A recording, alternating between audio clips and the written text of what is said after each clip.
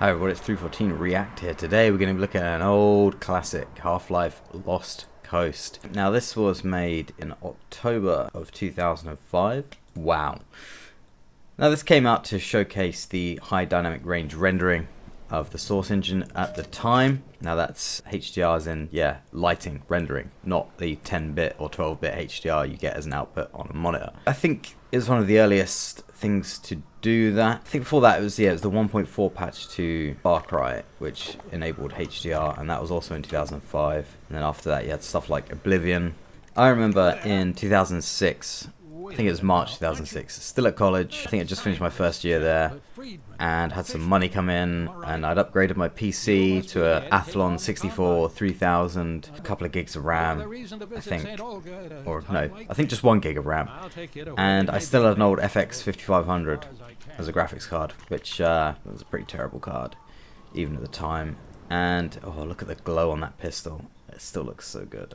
I think it was maybe even June, something like that, I got the 7900 GT through. That was amazing. Such a good graphics card. I have one up on my shelf, and that enabled me to play DirectX 9 games properly and all the HDR. And one of the first things I played when it came through the door was Lost Coast. And I just remember looking at the graphics and being amazed at what this new graphics card could do.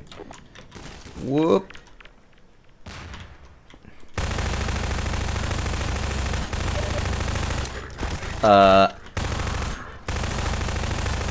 There we go. I remember looking around this bit and just, the glow on the pistol from the sun and the highlights in the water and down on the sand here as well. Like, it just enabled such detail. And we can do a direct comparison. We can turn the HDR off, and there you can see the lighting just goes very much more dull. You can turn just the bloom on, so you get that extra glow on the gun. Interestingly enough, there does seem to be a, like, as you look away from light sources and look back to them, there does seem to be a kind of exposure effect, which is interesting, because I thought that was only with HDR. Maybe something else is going on there. But then we turn HDR on. Interesting.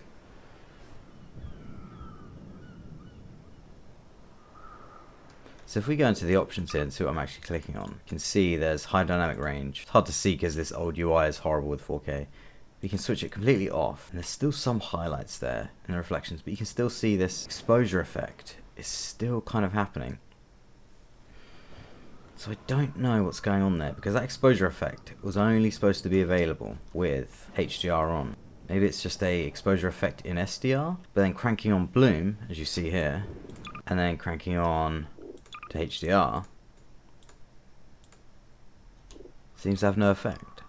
So I'm wondering, because this is most likely a very much newer version of the source engine from what originally came out in 2005, if it's always running in HDR now, and switching that off in the UI sort of faux switches it off, because that exposure is still there, and going from bloom to HDR doesn't really make any difference, whereas you would expect it to. Like bloom only to HDR, you'd expect it to make a difference. So I reckon this newer version always has HDR rendering on. It'd be interesting to find out, because I distinctly remember before you could turn HDR off and that exposure effect wouldn't happen. So here we are. I found a YouTube video that actually shows what I think is one of the original demos of Lost Coast. And yeah, I'm not sure. I think those highlights in the sand there are much more prominent when high dynamic range is on, but not as prominent as they were. Yeah, because look, that's with HDR on. You got the real sparkles off the sand there and light off the gun. So that's with HDR on. And when they show the fixed aperture on the left, the sparkles in the sand are massively reduced. Point almost not there. But when I was doing it, from the footage that I have here, so the footage that I have here, you can still see those highlights, sparkly highlights in the sand are still there. And they're quite prominent. In the YouTube video here, they're pretty much gone. And that exposure effect isn't happening in the fixed aperture either, I don't think. Yeah, look at the difference there. And that's not just the bloom, that's the whole lighting itself looks different. And you can see the the exposure changing there as the character looks at the sun, but it's not changing in the fixed aperture.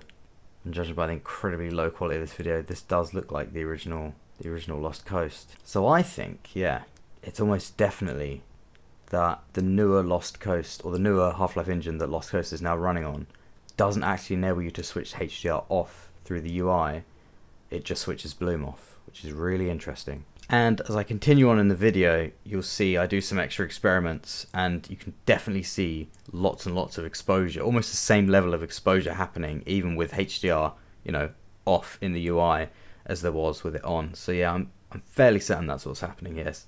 Do let me know in the comments though if someone knows for sure. Switching from bloom only to HDR would have a difference as well, because then you'd be able to calculate the bloom with a much higher range. In SDR, if you have bloom on, you can only set it to a point within the 0 to 1 range, or like 0 to 255 per pixel. So say that orange bit there was a brightness of 0.8, you could have the bloom kick in then, and then everything of that brightness of 0.8 would have bloom applied. But you couldn't have anything of that similar brightness without bloom. But with HDR, you could set the bloom to kick in at a really high number. So you could have that color orange and depicting a much lower brightness, but then the same color orange on the monitor, but with a ton of bloom over the top of it. So you could have a much more convincing illusion of a higher lighting range coming through your monitor. So going from bloom only to HDR should make a difference there, but it doesn't for some reason.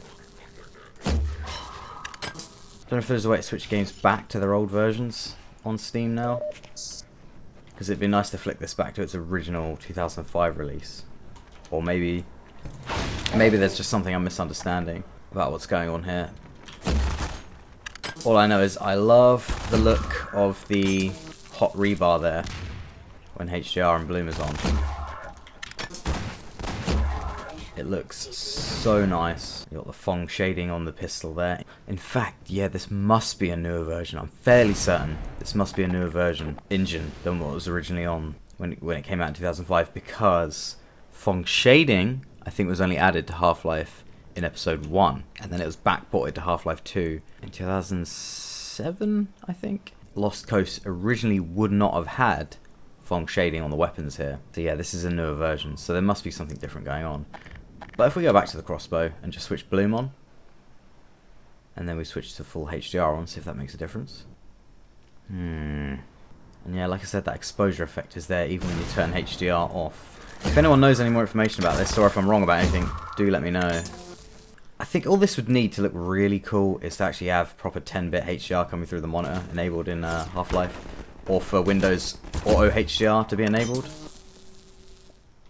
That'd be cool. Because that way you could really get those full luminance values through on the monitor side, rather than just coming through as 8-bit. Oh god, that looks so good. See, it looks really nice in here. Just look how bright and the detail in the rebar there. And then still in the darker areas, there's still detail there as well. And there we are with HDR ostensibly disabled. And then we crank bloom on. And then HDR on, see if it adds any more detail. Yeah, because bloom can't really help with having dark and light areas in the same scene and being able to have details in both, because it can only add bloom into the limited lighting range that exists. So you'd expect to see a difference there if HDR was truly being turned on and off.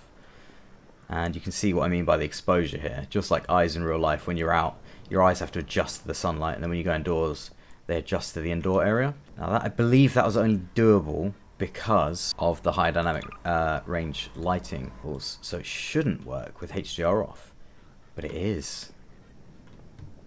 Yeah, it's much less pronounced, but it's there.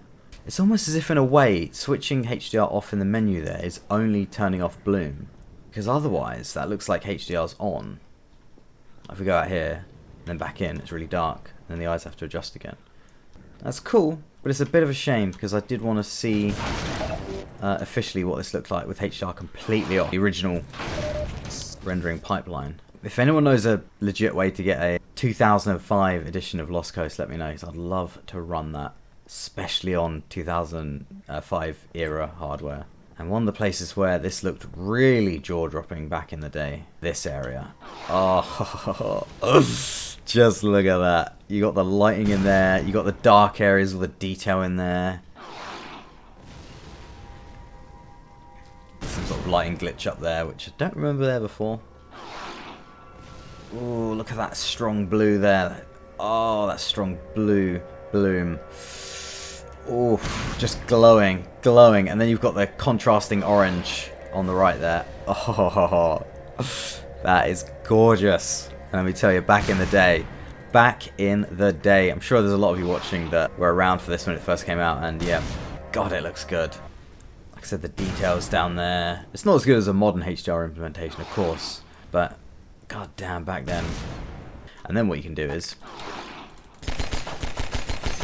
shoot out the windows. There's super bright light coming in. Oh yeah. Anyway, let's get on with it. Oh, just the glow around the gravity gun there.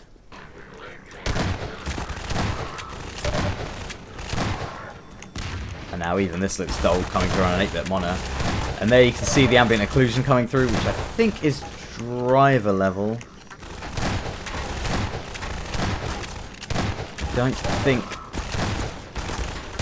the Half-Life 2 engine added ambient occlusion at this point, but there was an option that came in the drivers a number of years ago, probably 2007 sort of time, where you could add ambient occlusion in at the driver level, and it would add it to some games that didn't natively support it.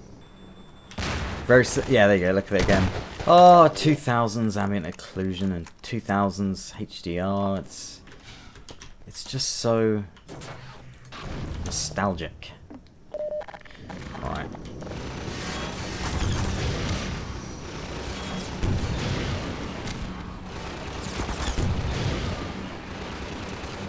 This thing can be a bit of a nightmare in hard mode. Luckily I'm on easy.